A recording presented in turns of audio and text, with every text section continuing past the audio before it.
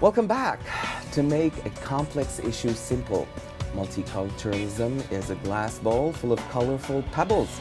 Some colors might be more visible than others, but on an extended description, it is the ideologies or policies to promote diversity. Here to talk about the subject is Oughly, a social studies professor from Northwestern University here in Doha. She comes from a multicultural background herself. Welcome to the show. Thanks for having me. Well, Oughly, it is a very colorful background. Doesn't it conflict the notion of nation? To be honest, I do come from different backgrounds. I was born in Lebanon, and then I moved over to London at a very young age, to England.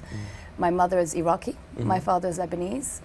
I always saw it as an advantage rather than a disadvantage. But I never identified whether I've belonged to a certain nation or not. I just existed. And I think that is the key for an individual to feel that they belong, is just to accept where they are and be sure in themselves and secure in their background. Coming from Britain, you're an Arab Brit. David Cameron on 2011 said the state of multiculturalism has failed. Yeah.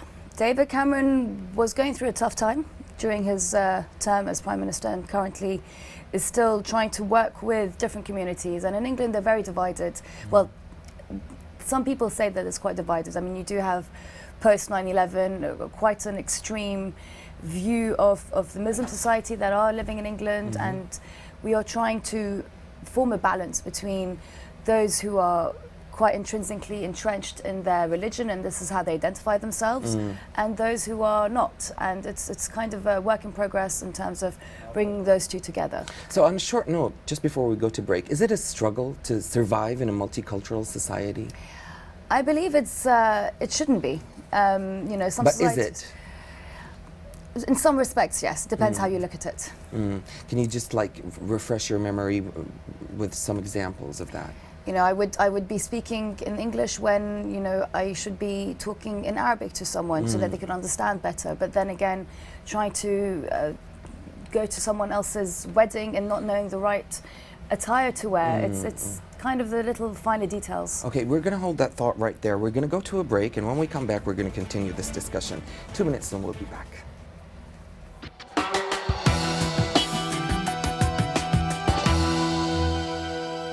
Welcome back.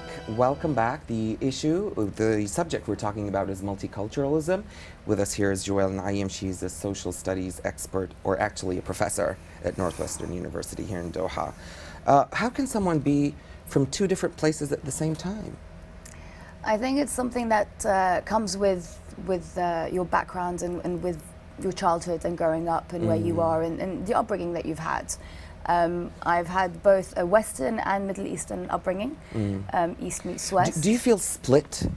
Are there two Oughly's here? Sometimes there are and sometimes there aren't. I'm very good and I'm kind of a chameleon. I can kind of put myself in different situations and adapt, and I'm quite pragmatic, so I think that helps.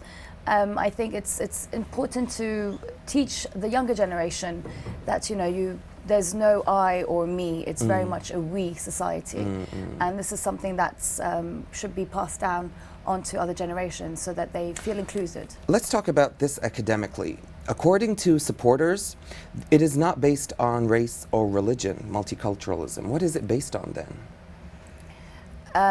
On a sense of self, on knowing what's right or wrong, in terms of seeing your neighbor as not that they're Jewish or that they're Muslim or from a different background. Buddhist. They're just, you know, your friend, the person you go to and talk about politics or you know, what happened this morning. Okay, we have just 1 minute left for this interview. The opposers of multiculturalism say it can cause prejudice and mistrust. On a short note, do you still trust your mayor, your institution?